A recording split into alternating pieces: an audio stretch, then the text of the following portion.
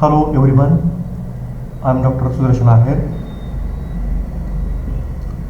Today we are going to discuss on chapter number 3, the title on agents of erosion. In Marathi we call अपक्षरणाची कारके. So last lecture we was discuss on work of river and its landforms, also work of sea waves and its landforms. Now today's lecture we discuss on work of winds, work of groundwater and work of glacier. So let's see one by one in details. First one is work of winds. All of us know air moves because of atmospheric pressure and is moving air is known as wind. Wind blows because of variations in air pressure. So wind always blow from high pressure to low pressure. The direction from which wind is coming gives it the name of same direction. Winds perform denudation activity also, but their erosion and transportation capacity is low as compared to water. So they work when in dry and desert areas. Desert areas receive rainfall less than 25 centimeters annually and have high temperature. Because of these conditions, these areas do not have any vegetation, and moreover there are no many obstacles in the flow of wind. So most of the desert of the world are situated on the western side of continents. The southwestern semi-arid part of Punjab also resembles to desert region. So on a global level, wind is less effective as an agent of erosion than running water, then different types of waves, also groundwater or glaciers. But wind is a significant agent in the deserts. So following conditions are necessary for wind to become effective. First one is aridity. In such areas, rate of evaporation is greater than rate of precipitation. Also sparse vegetation, cover or absence of trees. Also presence of dry loose materials at the surface and a wind velocity high enough to pick up and move sediments. तर विद्यार्थी मित्रांनो, आपण या ठिकाणी वाऱ्यांचे कार्य व त्यापासून निर्माण होणारी जी काही भूरूपं आहे यांचा आपण अभ्यास करत आहोत. प्रामुख्याने वाऱ्यांचे कार्य वाळवंटी व निम ओसाड प्रदेशात आढळून येते. वाळवंटी प्रदेशात वार्षिक बाष्पीभवनाचा वेग वार्षिक पर्जन्यमानापेक्षा अनेक पटींनी जास्त असतो व हवा कोरडी असते. विशेषतः कोरड्या हवेत खडकांची प्रामुख्याने कायिक झीज होते व त्यामुळे खडकांचे जे कण आहेत ते सुटे होतात. पाण्याच्या अभावामुळे वनस्पती जवळजवळ नसतातच. वनस्पतींच्या अभावामुळे वाऱ्यास अडथळा होत नाही. झाडांची मुळे जमिनीचे कण धरून ठेवतात व फांद्या व झाडांच्या पानांमुळे वाऱ्याबरोबर प्रवास करणारे जे काही पदार्थ आहेत ते पदार्थ अडविले जाऊन झाडांच्या आजूबाजूस साचले जातात. अशी झाडे व वनस्पती वाळवंटात नसल्या कारणाने वाऱ्यांचे कार्य येथे अनिर्बंधपणे चालते. वाऱ्याची लहानशी झुळूक बारीक माती व रेती वाहून नेऊ शकते. वाळवंटाचा सुपीक प्रदेशाकडे होणारा विस्तार थोपवण्यासाठी वाळवंटी प्रदेशाच्या सीमेवर यामुळे प्रचंड प्रमाणात झाडी लावली गेलेली आहे. अशा प्रकारची वननिर्मिती आपणास गंगेचे खोरे व राजस्थानचे वाळवंट यांच्या सीमेवर आपणास बघावयास मिळेल. साधारणपणे दरवर्षी 25 सेंटीमीटरपेक्षा कमी पाऊस ज्या ठिकाणी पडतो तेथे वाऱ्यांचे कार्य प्रामुख्याने आढळते. कारण असे भाग निम ओसाड किंवा ओसाड असतात. पृथ्वीवर वाहते पाणी, सागरी लाटा, भूजल किंवा हिमनदी यांच्या प्रभाव क्षेत्रापेक्षा तुलनेने वाऱ्याचे प्रभाव क्षेत्र कमी असते. परंतु ओसाड प्रदेशात वारा अधिक प्रभावी असतो. वाऱ्याचे कार्य प्रभावीपणे होण्यास खालील बाबी महत्त्वपूर्ण ठरतात. नंबर 1, शुष्कता, इट मीन्स ॲरिडिटी. पर्जन्याच्या प्रमाणापेक्षा बाष्पीभवनाचे प्रमाण या प्रदेशांमध्ये अधिक असते. नंबर 2, वनस्पतींचे वेळ आच्छादन किंवा वृक्षांचा अभाव. यासोबतच पृष्ठभागावर शुष्क व सुटे पदार्थ असणे आणि अवसादांना उचलून वाहून नेण्या एवढा वाऱ्याचा असणारा वेग इत्यादी जे काही घटक आहेत, हे सर्व घटक वाऱ्याचे जे कार्य आहेत हे प्रभावीपणे घडविण्यास मदत करतात.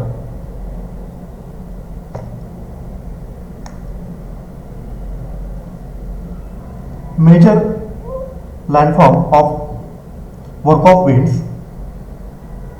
First one is erosional work and second one is depositional works. तर प्रामुख्याने या ठिकाणी जे काही झीज आहे किंवा जे खनन कार्य आहे यापासून निर्माण झालेले भूरूपे आणि वाऱ्याचे जे संचयन कार्य आहे त्यापासून निर्माण झालेली जी काही भूरूपं आहे यांचा अभ्यास आपणास यामध्ये करावायचा आहे. विशेषतः यामध्ये व्हेंटिफॅक्ट्स म्हणजेच वातपृष्ठ, देन मशरूम रॉक अर्थातच भूचित्र खडक, यार्दान अँड सँड्यून्स म्हणजेच वाळूच्या टेकड्या इत्यादी जी काही भूरूपं आहे किंवा जे काही फिजिकल फीचर्स आहे यांचा आपणास यामध्ये अभ्यास करावायचा आहे. So let's see one by one in details. First one is ventifacts. In Marathi we call vatuprushta. So ventifacts, stone that has received one or more highly polished flattened facts as a result of erosion by windblown sand. The facts are cut in sequence and correlate with the dominant wind directions. As one surface is cut, the stone may become out of balance and may turn to expose another surface to the wind. A ventifact that has been eroded to 3 curved facts is called a truncator. Ventifacts are produced under arid conditions and are generally formed from hard then fine rocks such as obsidian, then chert or quartzite etc. प्रामुख्याने वाळवंटात दगडगोट्यांवर वाऱ्यांची जी प्रोढी क्रिया आहे ती प्रामुख्याने होत असते. त्यामुळे दगडगोट्यांची झिजवून ते गुळगुळीत बनतात व वाऱ्याच्या दिशेकडील जी काही गुळगुळीत बाजू आहे ती थोडी झिजली जाते. अशा दगडगोट्यांना प्रामुख्याने वातपृष्ठ या नावाने संबोधले जाते. सदरच्या स्लाइडमध्ये जर आपण बघितलं तर समोर जो काही खडक आहे या खडकाची जी झीज आहे ही झीज प्रामुख्याने वाऱ्यामुळे घडून आलेली आहे. म्हणजेच वारा ज्या दिशेने वाहत आलेला आहे किंवा वारा खडकांवरती ज्या दिशेने आदळला गेलेला आहे अशा ठिकाणी आपणास जो काही खडक आहे त्या खडकांची जी झीज आहे ती झीज घडून आलेली या ठिकाणी आपणास दिसून येते. या संपूर्ण प्रक्रियेला वातपृष्ठ या नावाने संबोधले गेलेले आहे. नेक्स्ट, मशरूम रॉक, भूचित्र खडक. So mushroom rock are a type of landform in desert areas. It is initially a normal pieces of sedimentary rock. As wind blows through the rock, the larger particles in sand will be blown at the lower area and lighter particles in the sand will be at top. Hence, when abrasion occurs, they get eroded more at the bottom, more of the bottom, then top means a mushroom like structure is formed. वाळवंटातील खडकावर वाऱ्याची जी काही प्रवाही क्रिया आहे, it means sand blasting, ही क्रिया झाल्या कारणाने खडकांवर येऊन आपटणाऱ्या वाऱ्यांच्या स्तंभास प्रामुख्याने खालच्या बाजूस जी काही जाडीभरडी वाळू असते, तर वरच्या बाजूस जी हलकी व बारीक वाळू असते, त्यामुळे खडकांचे माथ्यालगतचे जे काही भाग आहे हे भाग आपणास कमी झिजलेले दिसतात. तर तळालगतचा जो काही भाग आहे तो तळालगतच्या भागाचे अर्धकर्तन झालेले दिसते. त्यामुळे खडकास वैचित्र्यपूर्ण जो काही आकार आहे तो आकार आपणास प्राप्त झालेला दिसतो. अशा प्रकारे माथ्याची म्हणजेच खडकाचा जो काही माथा आहे किंवा जो वरचा भाग आहे त्या माथ्याची कमी झीज झाल्याने पण तळाकडे खडकाच्या तळाकडे जास्त झीज झालेला खडक भूचित्र खडक म्हणून ओळखला जातो. प्रामुख्याने खडकाळ वाळवंटात अशा प्रकारचे जे काही भूचित्र खडक आहे ते भूचित्र खडक आपणास बघावयास मिळतात. Next one is yardang. So the wind cuts down low-lying areas into parallel ridge which gradually erode into separate hills that take on the unit shape of yardan. Most yardan hills are in sandfur areas, but the associate throw, especially in groove terrain, may be invaded by sand.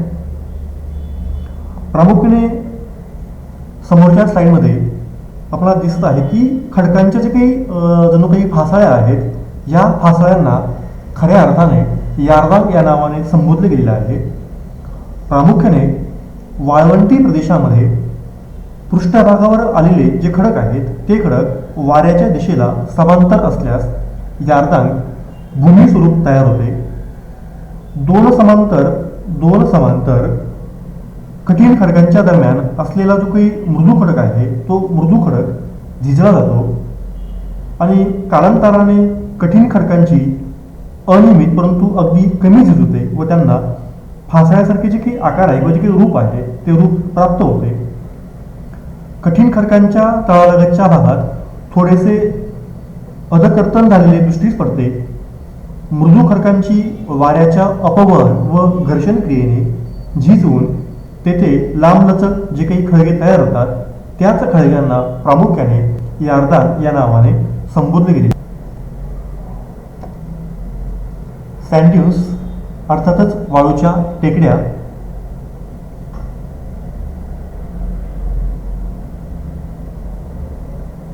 Wind can carry small particles such as sand, silt and clay. Wind erosion abrades surface and makes desert pavement. Ventifacts and desert vanish. Sand dunes are common wind deposits that come in different shapes depending on winds and sand availability. प्रामुख्याने वाऱ्याद्वारे जे काही वहन कार्य होते ते वहन कार्य होत असताना मोठ्या आकाराचे जे कण आहेत ते कण कमी उंचीवरून कर्षणाद्वारे वाहून नेले जातात, तर लहान आकाराचे जे काही कण असतात ते कण हे मध्यम उंचीवर उत्परिवर्तन स्वरूपात वाहून नेले जातात. प्रामुख्याने सूक्ष्म पदार्थ निलंबनाद्वारे वाहून नेले जातात. मोठ्या आकाराच्या औषधांचे संचय होऊन ज्या काही टेकड्या वाळवंटामध्ये ज्या काही टेकड्या निर्माण होतात त्या टेकड्यांना वाळूच्या टेकड्या किंवा वालुकागिरी या नावाने प्रामुख्याने संबोधले जाते. So types of sand dunes.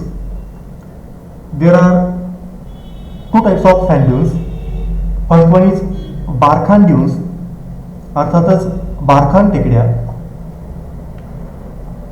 So barchan dunes are crescentic dunes with a slit face and two horns that point downwind. They are associated with areas where there is a single dominant wind direction and limited sand supply.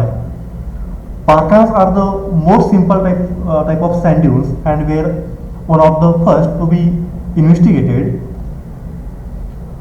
प्रामुख्याने समोरच्या आकृतीमध्ये आपणास जे की बारखान नावाची भूरूप आहे हे दिसत आहे.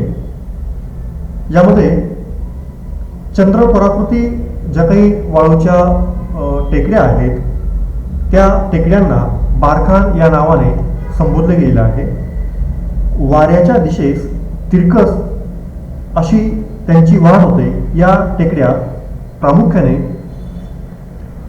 मध्यभागी फुगीर, बहिर्वक्र व एका बाजूस अंतर्वक्र उताराच्या असून दोन्ही टोकांना त्या प्रामुख्याने निमुळत्या होत गेलेल्या दिसतात.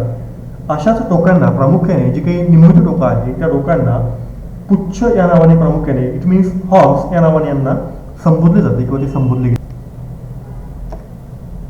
Another type longitudinal dunes it means अनुलंब टेकड्या किंवा यांना दुसऱ्या भाषेत म्हणायचे ठरले तर पवनानुवर्ती टेकड्या या नावाने संबोधले जाते. So a large extended dune lying parallel to the prevailing wind directions. Longitudinal dunes usually have symmetrical cross sections. They generally form in areas that are located behind an obstacles where sand is abundant and the wind is constant and strong. प्रामुख्याने अनेक वेळा जे काही वाळूचे संचयन आहे ते संचयन लांबट टेकड्यांमध्ये होत असते. विशेषतः याची लांबी जर आपण बघितली तर ती लांबी ढोबळमानाने विचार करता 80 किलोमीटरपर्यंत असू शकते. वाहणाऱ्या वाऱ्याच्या दिशेत त्यांची वाढ होते व काही वेळा वाळवंट्याच्या पलीकडेही असलेल्या सुपीक किंवा ओलसर प्रदेशाकडेही त्या प्रामुख्याने वाढत गेलेल्या दिसून येतात. चंद्रपुराकृती अनेक ज्या काही टेकड्या आहेत या टेकड्यांना आपण बारखान या नावाने संबोधलं गेलं आहे. या टेकड्या प्रामुख्याने एकत्र येऊन पवनानुवर्ती टेकड्या अर्थातच अनुलंब टेकड्या तयार होतात. बारखान टेकड्यांची जी काही पुच्छ आहेत ते पुच्छ वारे आडवे वाहिल्याने नाहीशी होतात व अनेक बारखान जोडले जातात. वेगवान वाऱ्यांमुळे दोन पवनानुवर्ती टेकड्यांचा जो दरम्यानचा प्रदेश आहे तो प्रदेश प्रामुख्याने खोलगट होत जातो किंवा तो खोलगट बनत जातो आणि यामधून वाहणाऱ्या वाऱ्यात जे काही लहान लहान भोवरे आहेत ते भोवरे तयार होऊन त्यातील वाळूमुळे टेकड्यांच्या बाजूस जी काही वाळू आहे ते वाळूची भर पडते व त्यांची उंची वाढते. या उंचीला किंवा वाळूच्या भरीला सीप किंवा खडक सदृश्य टेकड्या याही नावाने प्रामुख्याने संबोधले. Okay, another agents work of ground water.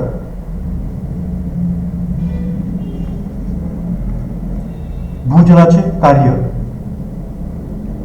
So ground water dissolve minerals, carries the ions and solution and then deposit them.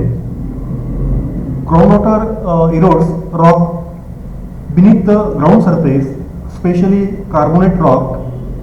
Groundwater deposit material in caves to create stalactites, then stalagmites and columns. So the results of the work of groundwater cannot be seen in all types of rocks, but in rocks like limestones or dolomites rich in calcium carbonate, the surface water as well as groundwater through the chemical process of solution and precipitation depletion develop varieties of landforms. So here any limestone or dolomitic region showing typically landforms produced by the action of groundwater through the process of solution and depletion is also called karst topography. The karst topography is also characterized by erosional and depositional landforms. प्रामुख्याने भूपृष्ठावर पावसाच्या रूपाने पडणाऱ्या पाण्यांपैकी पुष्कळसे पाणी नदी, नाले, ओढे यांच्याद्वारे समुद्रात वाहून जाते. आपणास सर्वांच माहीत आहे की सूर्याच्या उष्णतेमुळे काही पाण्याची वाफ होऊन परत वातावरणात विलीन होते. पृथ्वीवरील वनस्पती काही पाणी शोषून घेतात, तर त्यातील बराचसा भाग भूपृष्ठावरील खडकातून आत मुरतो. याच मुरलेल्या पाण्याला आपण भूमिगत पाणी या नावाने प्रामुख्याने संबोधत असतो. जमिनीत पाणी मुरण्याचे जे काही प्रमाण आहे, हे प्रमाण भूपृष्ठावरील हे खडकांच्या प्रकारावर तसेच रचनेवर अवलंबून असते. यावरून खडकांचे दोन प्रकार पडतात की ज्या खडकातून भूपृष्ठावर पडलेले पावसाची पाने मुरते किंवा झिरपते, त्या खडकाला आपण जलभेद्य खडक या नावाने संबोधतो. ज्या खडकात पावसाचे पाणी न मुरता ते त्यावरून वाहून जाते, या खडकाला जलाभेद्य खडक या नावाने संबोधले जाते. So here topographical features from on the surface like sinkholes and topographical features from underground like caves or caverns, then stalactites and stalagmites.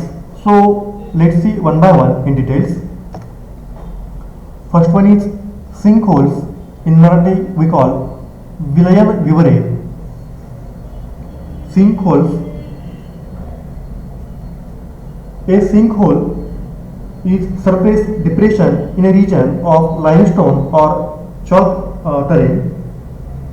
Some sinkholes are filled with soil wash from nearby hillsides, while others are steep-sided. Then dug holes. They develop where the limestone is more susceptible to solution weathering or where an underground cover near the surface has collapsed. प्रामुख्याने ज्या खडकात भेगा किंवा जोड पडलेले असतात, अशा खडकांमध्ये जे काही मुरलेले पाणी असते, जे मुरलेले पावसाचे पाणी असते, ते पाणी भूपृष्ठाच्या खाली अधिक प्रमाणात केंद्रित होते किंवा ते साचते.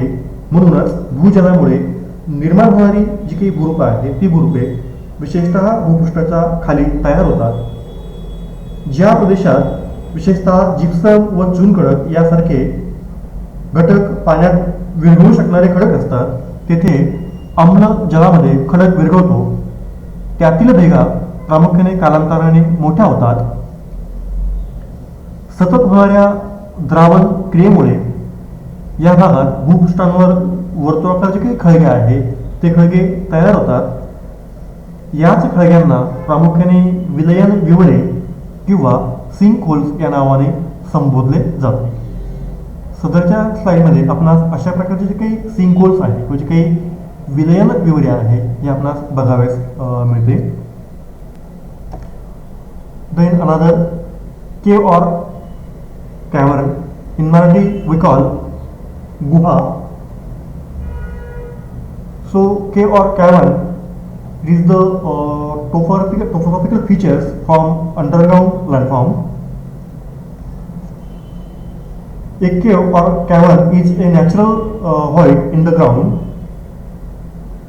specifically a space large enough for a human to enter. Caves often formed by the weathering of rock and often extend deep underground. The word cave can also refer to much smaller openings such as sea caves, then rock shelters and grottos. Though strictly speaking, in caves is exogenic, meaning it is deeper than its opening is wide, and a rock shelter is endogenic forces. प्रामुख्याने काही प्रदेशात भूजलात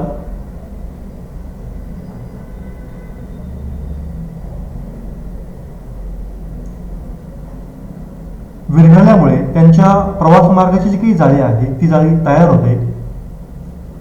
इथे आपणास अशा प्रकारची जी काही जाळी आहे, ती जाळी बघायला मिळते. काही वेळा हे झिरपणारे जे काही पाणी आहे, हे पाणी अछिद्र व एकसंध खडकामुळे अडवले जाते आणि अधिक खोलवर जाण्यापेक्षा ते त्याच ठिकाणी साचले जाते व अछिद्र खडकांच्या पृष्ठभागाला समांतर वाहू लागते. प्रामुख्याने कॅल्शियम कार्बोनेट सारखी जी काही खनिजे आहेत ती खनिजे अशा पाण्यात विरघळतात व कालांतराने ही कॅल्शियम कार्बोनेट सारखी जी खनिजे आहे ही खनिजे अशा पाण्यामध्ये विरघळून तिथे जी काही गुहा आहे किंवा जी काही केव आहे ती केव आपणास निर्माण झालेली दिसून येते. अनदर लँडफॉर्म इट्स कॉल्ड स्टॅलेक्टिटीज, अर्थातच अधोगामी लवणस्तंभ. So they are the major depositional features found in the caverns in limestone regions. The water containing limestone in solution seeps through the roof of the caverns in the form of continuous chain of drops. A portion of the water dropping from the ceiling gets evaporated and a small deposit of limestone is left behind on the roof. This process continues and deposit of limestone grows downwards like pillars. So here let's see just like a pillars. These beautiful forms are called stalactites. प्रामुख्याने जी काही झिरपणारे पाणी आहे ते पाणी calcium कार्बोनेटचे जे काही संचयन आहे ते संचयन करते आणि पाण्याच्या जे काही गुहांच्या छतावर अवक्षेपण होते व कॅल्शियम कार्बोनेट छतावर साचतो असे जे काही संचयन आहे कॅल्शियम कार्बोनेटचे असे संचयन तळ्याच्या जर जी दिशा आहे त्या दिशेने जर वाढत गेले किंवा ते वाढत जाते प्रामुख्याने कॅल्शियम कार्बोनेटमुळे संपृक्त झालेले काही जल आहे किंवा जे पाणी आहे ते पाणी झिरपताना गुहांच्या तळावर ही अशा मोठ्या आकाराचे काही स्तंभ आहे ते स्तंभ तयार होऊ लागतात व वरच्या बाजूने अर्थातच छताकडून वाढत जाणारा जे काही स्तंभ आहे त्या स्तंभांना अधोमुखी लवणस्तंभ या नावाने प्रामुख्याने संबोधले जाते. अनदर स्टॅलेग्माइट्स, अर्थातच ऊर्ध्वगामी लवणस्तंभ. So when the remaining portion of the water dropping from the roof of the cavern falls on the floor, a part of it again evaporated and a small deposit of limestone is left behind. This deposit grows upwards from the floor of the cavern. These types of depositional features are called stalagmites. प्रामुख्याने काही वेळा ऊर्ध्वमुखी व अधोमुखी जे काही लवणस्तंभ आहे ते लवणस्तंभ वाढत जाऊन एकमेकांत ते मिसळतात किंवा ते मिळले जातात व त्यातून जे काही सलग असा जो काही लवणस्तंभ आहे तो लवणस्तंभ निर्माण होतो त्यालाच ऊर्ध्वगामी लवणस्तंभ या नावाने प्रामुख्याने संबोधले जाते. खऱ्या अर्थाने हे जे काही ऊर्ध्वगामी लवणस्तंभ आहे हे ऊर्ध्वगामी लवणस्तंभ जमिनीकडून छताकडे जे काही वाढण्याची जी काही त्यांची पद्धत आहे किंवा जी काही प्रोसेस आहे ती आपणास या स्लाइडमध्ये किंवा जो काही इमेज आहे या इमेजमध्ये दिसून येते.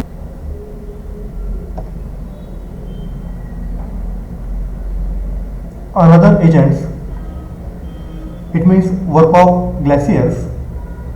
So here also there are two types of work. First one is erosional landforms due to glaciers like Sarki or Kori, then hanging valleys or U-shaped valleys, then horns and arides. There are also depositional landforms due to glaciers like drumlines, then eskers and erratic rock. So let's see one by one in details.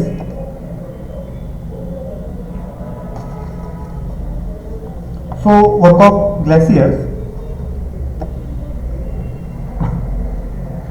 Glaciers are a mass of ice moving under its own weight. All of us know they are commonly found in the snowfields. We know that the land mass on the earth is not entirely the same as we see around. Some areas are covered by thick green forest, some with dry hot deserts, also some with permanent ice covers, etc. So, among these varied land masses, the permanently ice covered regions on the Earth's surface are called as snowfields. The lowest limit of permanent snow or snowfields is called at the snow lines. Particularly, glaciers form in areas where the accumulation of snow exceeds its ablation, it means melting and sublimation, over many years, often centuries. They form features like crevasses, seracs, etc. A crevasse is a deep crack or fracture found in an ice sheet or glaciers, as opposed to a crevasse that form in rock. A serac is a block or corner of glacial ice, often formed by intersecting crevasses on a glaciers. Alternating waves, crates and valleys that appear as dark and light bands of ice and on glacier surface. They are like two seasonal motion of glaciers. The width of one dark and one light band generally equals the annual movement of the glaciers. So, glaciers cover about 10% of Earth's land surface, and they are the largest freshwater reservoir on Earth's surface. So now, landforms. First one is Sirku or Kori. In Marathi we call Golakar Tekdi. So they are deep along and wide through or basins with very steep concaves. It's a very steep concaves to vertically dropping high walls on its head as well as sides. They are simply a bowl shape. They are simply a bowl shaped depression formed due to the erosional activity of glaciers. So let's see, when these depressions are filled with water, they are called as Sirku Lake or Kuryu Lake or Tar Lakes.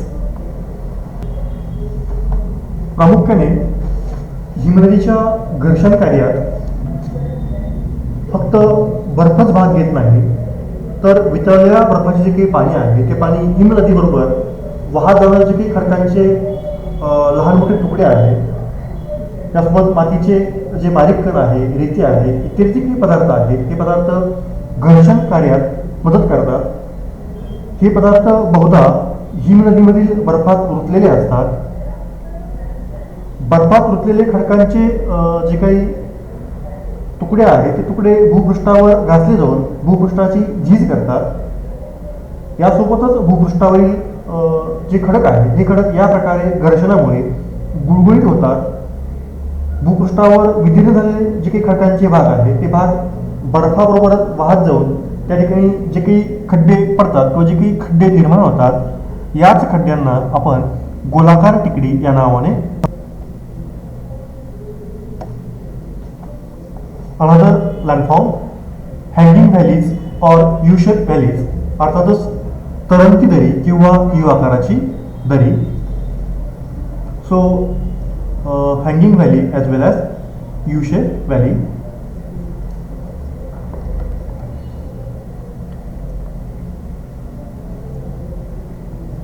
The glaciers doesn't create new valley like a river, does but depends and widens a pre-existing valley by smoothing away the irregularities. The valleys which are formed by the glacial erosions assume the shape of letter just like a U shape, and hence are called a U-shaped valleys as well as hanging valleys. A fjord is a very deep glacial through fields with sea water and making up shorelines.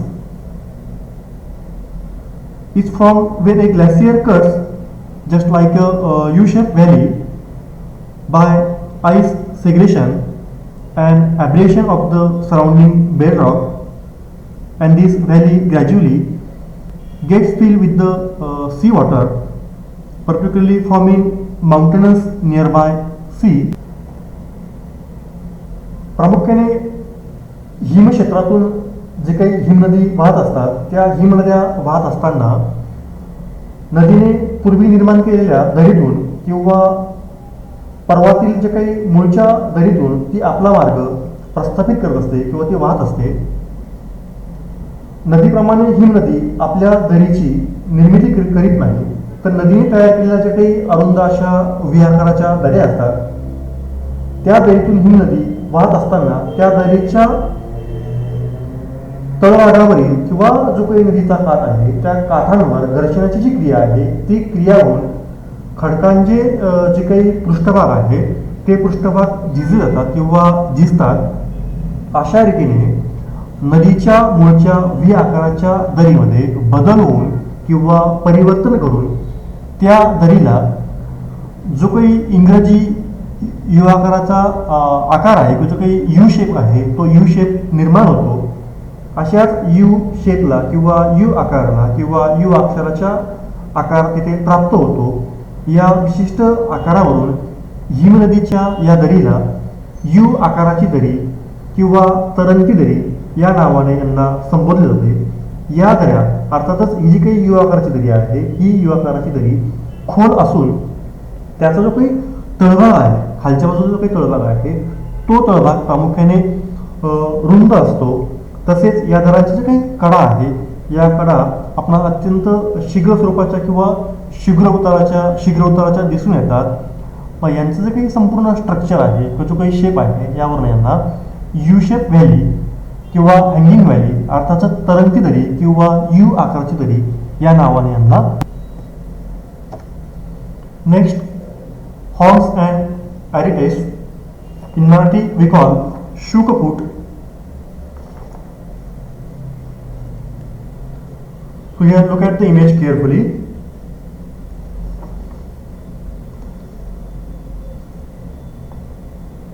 Horns are sharp pointed. Horns are sharp pointed and steep sided peaks. They are formed by headward erosion or cirque wall. When the divide between two cirque walls gets narrow because of progressive erosion, it results in the formation of a saw-tooth head ridge called arete as well as horns. प्रामुख्याने अपक्षय किंवा विस्तृत झीज आणि बर्फांची जी काही हालचाल आहे movements of glacier as well as ice यामुळे हिमनदीच्या जो काही शीर्षभाग आहे त्या शीर्षभागाकडील तळाचा जो काही खडक आहे हा खडक तीव्र उताराचा होत जातो. प्रामुख्याने खोल पोकळीतील जो काही खळगा आहे त्या खळग्याला एखाद्या आराम खुर्चीसारखा जो काही आकार आहे तो आकार प्राप्त होतो आणि त्या आकाराला आपण हिमगवर या नावाने प्रामुख्याने संबोधतो. व प्रामुख्याने अशा प्रकारचे जे काही दोन किंवा अनेक जे काही हिमगवर आहे ते अनेक हिमगवर एकमेकांच्या बाजूला विकसित होत असतात. या दोन हिमगवरांच्या दरम्यानचा किंवा जो काही मधला राहिलेला जो काही भाग आहे त्या राहिलेला भाग हा जणू काही एखाद्या अरुंद जी काही भिंत आहे तो भिंतीसारखा दिसतो आणि त्या भिंतीचा जो काही वरचा भाग आहे तो भाग आपणास टोकदार स्वरूपात दिसतो किंवा तो टोकदार स्वरूपाचा निर्माण होतो. याच टोकदार भागाला किंवा जो काही भिंतीसारखा जो आकार आहे तो आकार इथे दिसतो किंवा प्राप्त होतो त्या आकाराला शुकफूट किंवा हॉर्न्स किंवा ॲरिटीज या नावाने प्रामुख्याने संबोधले. नेक्स्ट,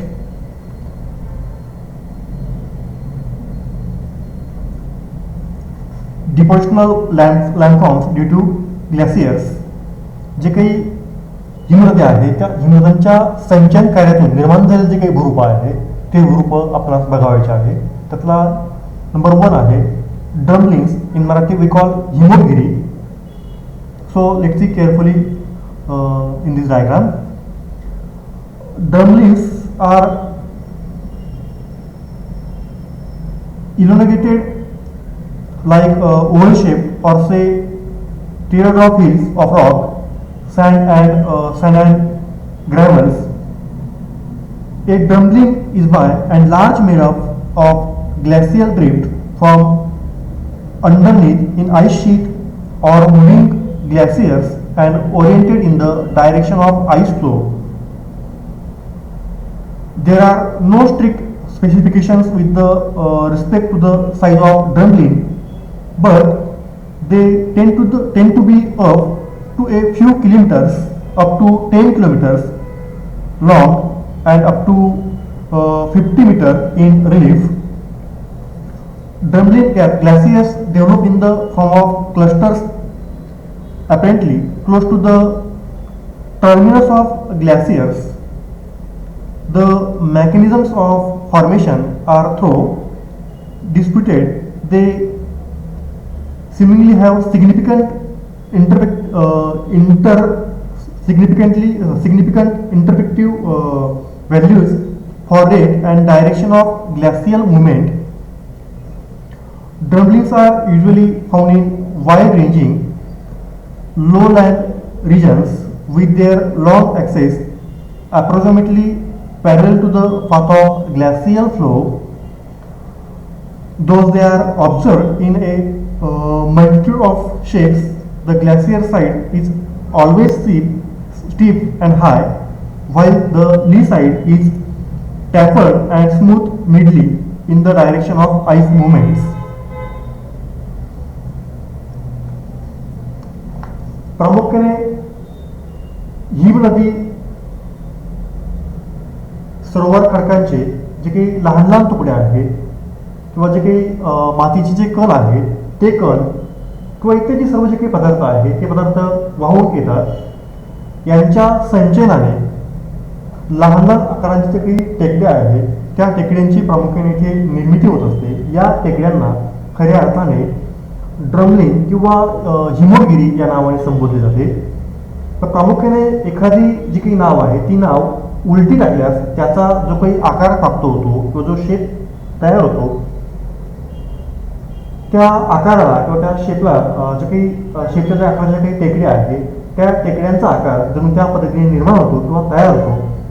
यांची जी काही उंची आहे ती उंची साधारणपणे 50 ते 90 जी काही मीटर आहे भूपृष्ठापासून, ती भूपृष्ठापासून 50 ते 90 सेंटीमीटरची उंची आहे. ती उंची इथे निर्माण झालेली दिसून. Another depositional landforms due to glaciers, it means eskers. In Marathi we call हिमघटक. So observe carefully in this diagram. When glaciers melt in summer, all of us know the water which forms as a result of melting accumulates beneath the glaciers and flow like streams in channels beneath that ice. Very coarse materials like boulders, rain blocks, and some minor fractions of rock debris are carried away by these streams. They later get deposited in the valley itself, and once the ice melts completely, they are visible to the surface as sinus ridge. These ridges are called as eskers. It's also called हिमघटक. मग प्रामुख्याने हे जे काही esker आहेत किंवा जे काही हिमघटक आहेत ते हिमघटक हिमनदीचा जो काही पृष्ठभाग आहे, सदरच्या इमेजमध्ये जर आपण बघितलं तर हिमनदीचा जो काही पृष्ठभाग आहे त्या हिमनदीच्या पृष्ठभागापासून जे काही पाण्याचे जे प्रवाह आहेत ते प्रवाह वाहत असतात. या प्रवाहाबरोबर वाहून आणलेल्या जी काही रेती आहे किंवा जी माती आहे किंवा जे काही अनेक घटक आहेत यासारख्या पदार्थांचे जे संचयन आहे ते संचयन हिमनदीच्या पात्रामध्ये सतत होत असते. त्यापासून ज्या लांब आकाराच्या ज्या टेकड्या आहेत त्या टेकड्यांची निर्मिती होते. याच टेकड्यांना प्रामुख्याने एस्कर किंवा हिमघटक या नावाने संबोधले जाते. ढोबळमानाने जर आपण विचार केला तर हे जे काही टेकड्या आहेत, या टेकड्यांची लांबी म्हणजे जे काही हिमघटक आहे म्हणजे काही एस्कर्स आहे, यांची जी लांबी आहे ही लांबी ढोबळमानाने विचार करता जवळजवळ 24 किलोमीटरपर्यंत लांबी याची आढळते. व उंचीचा जर आपण विचार केला तर या हिमघटकांची जी उंची आहे ती उंची भूपृष्ठापासून किंवा समुद्रसपाटीपासून आपणास जवळजवळ 60 ते 90 जे काही मीटर आहे त्या मीटरपर्यंत दिसून येते किंवा ती. Then last point, erratic rock, in Marathi we call अंगतूक खडक.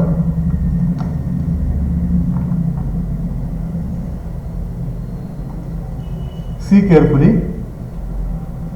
Glacial erratics, often simply called erratics or erratic boulders, are rocks that have been transported by the ice and deposited elsewhere.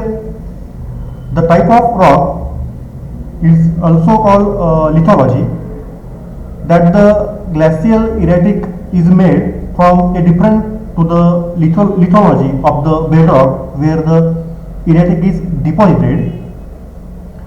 We can have suitable example of erratic rock, and erratic could be a boulder of sandstone is picked up by a glacier, also transported and deposited on top of the limestone bedrock.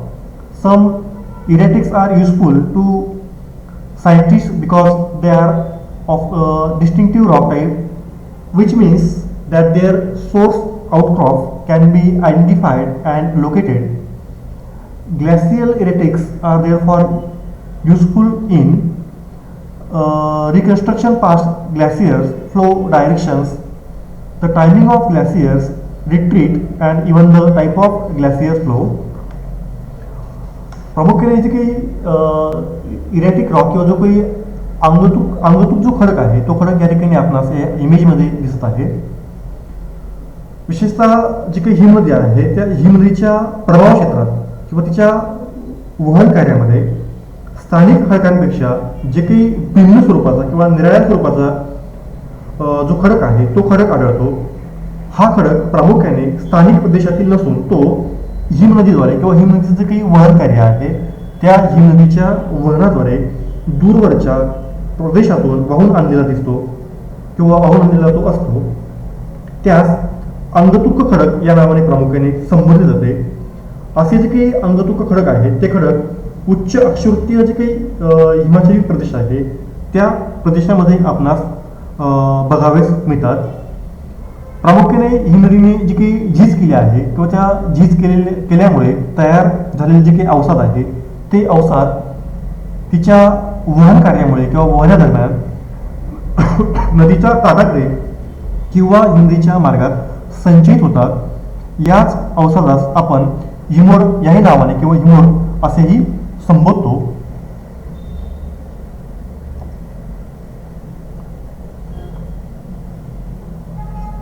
So, thank you so much.